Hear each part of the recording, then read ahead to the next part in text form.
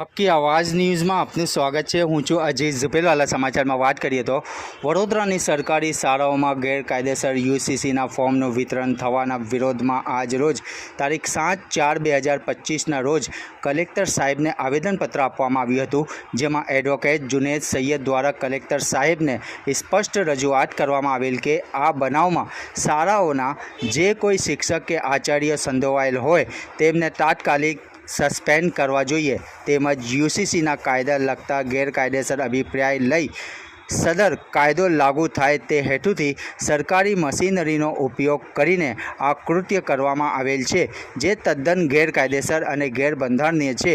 જ્યારે મુસ્લિમ સમાજ દ્વારા યુસીસીના અભિપ્રાય લગત બેનર અને પોસ્ટર લગાડવામાં આવે છે, તે કોઈક રીતે દબાણ કરી કઢાઈ લેવામાં આવે છે, જે યોગ્ય નથી। યુસીસી કમિટી સુધી પોતાનો સાચો અભિપ્રાય પહોંચાડવાનો અધિકાર રાજ્યના તમામ નાગરિકોનો છે, એનાથી કોઈ પણ રોકી શકતો નથી। આપના સંવિધાને અધિકાર આપેલો છે, જેથી આજ રોજ કલેક્ટર સાહેબને આવેદનપત્ર આપવામાં માજી councillor I D Patel, advocate Juned Saiyed, Mohsin Khan Kalubhai જેવા કોંગ્રેસ લઘુમતી મોરચાના મુસ્લિમ આગેવાનોએ હાજરી આપી હોવાનું જાણવા મળ્યું હતું।